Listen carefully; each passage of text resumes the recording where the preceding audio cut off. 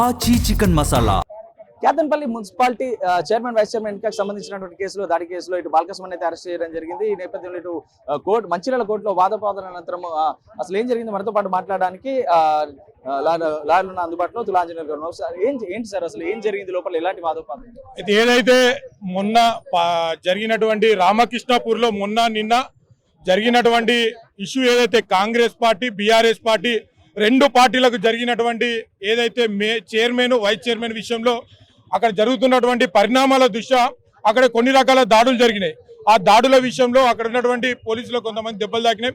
ఆ దెబ్బలు తాకిన విషయంలో అక్కడ ఉన్నటువంటి ఒక పోలీస్ అధికారి కాంప్లైంట్ ఇవ్వడం జరిగింది. ఆ కాంప్లైంట్ కారణంగా ఇవాళ పోలీసులు ఎఫ్ఐఆర్ ఫైల్ చేసి ఏదైతే మాజీ ఎమ్మెల్యే మాజీ ఎంపీ అయినటువంటి బాల్క సుమన్, అదేవిధంగా మూల రాజిరెడ్డి, అదేవిధంగా ఇంకొక ఇద్దరు మీద ఎఫ్ఐఆర్ ఫైల్ చేయడం జరిగింది. ఆ ఎఫ్ఐఆర్ లో భాగంగా వాళ్ళ నలుగురిని కూడా రిమాండ్ చేయడం జరిగింది ఆదిలాబాద్ జైలుకు.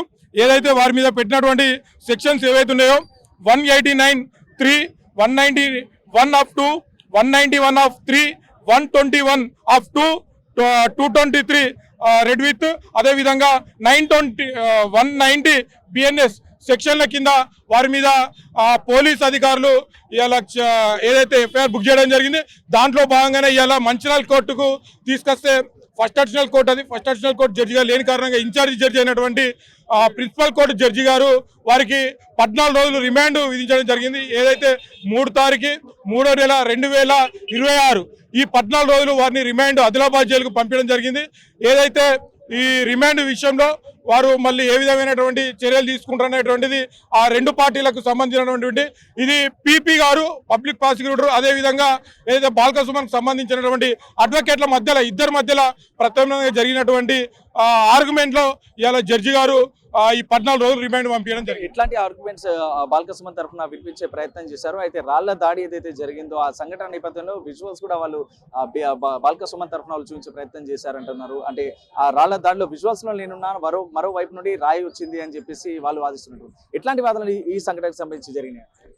పోలీసులకు సంబంధించినటువంటి కొన్ని ఆధారాలతో సంబంధించినటువంటి పెన్ డ్రైవ్ ను జడ్జి గారికి అందించడం జరిగింది. దాన్ని అన్ని అబ్జర్వేషన్ చేసిన తర్వాత, అదేవిధంగా ఏదైతే సుమన్ గారికి సంబంధించిన అడ్వకేట్స్ ఎవరైతే ఉన్నారో వాళ్ళందరినీ పర్యవేక్షించిన తర్వాత జడ్జి గారు ఆ యొక్క జడ్జిమెంట్ ఇవ్వడం జరిగింది. రైట్, ఏదైతే ఇటు అన్ని సాక్ష్యాధారాలను పరిశీలించిన వాళ్ళు అంతా జడ్జిమెంట్ ఇవ్వడం జరిగింది. పోలీస్ డిపార్ట్మెంట్ కూడా దానికి సంబంధించిన పెన్ డ్రైవ్ ని కూడా అక్కడ సబ్మిట్ చేయడం జరిగిందని చెప్తున్నారు. అయితే ఇటు బాల్క సుమన్ తో లాయర్స్ పాటు ఇటు వారి వైపున మరో పక్షం వైపు ఉన్న లాయర్స్ కూడా ఇటు వాదోపవాదనలను పరిశీలించిన అనంతరం 14 రోజుల రిమాండ్ అయితే విధించడం జరిగిందని చెప్పేసి చెప్తున్నారు. అయితే ఈ సంఘటన నేపథ్యంలో ఇప్పటికే మాజీ మంత్రి హరీష్ రావు కూడా స్పందించడం జరిగింది. అయితే ఇటు హరీష్ రావుతో పాటు బీఆర్ఎస్ ముఖ్య నాయకులంతా కూడా ఈ సంఘటన బాల్క సుమన్ అరెస్ట్ నేపథ్యంలో స్పందించడం అయితే జరిగింది. అయితే రేపు ఈ టెన్షన్ అంతా కూడా ఆదిలాబాద్ జిల్లా జైలుకి తరలించిన నేపథ్యంలో అక్కడ ఈ టెన్షన్ అంతా కూడా అక్కడికి షిఫ్ట్ అయ్యే అవకాశం ఉంది. రేపు జిల్లాకు కూడా బీఆర్ఎస్ రాష్ట్ర నాయకులు కూడా వచ్చే అవకాశం ఉంది. కాబట్టి ఎట్లాంటి టెన్షన్ రేపు బంద్కు పిలిపించినటువంటి నేపథ్యంలో ఎట్లాంటి పరిస్థితులు కొనసాగుతున్న ఉత్కంఠ అయితే నెలకొన్నటువంటి సిచ్యువేషన్. Big TV Mancherial.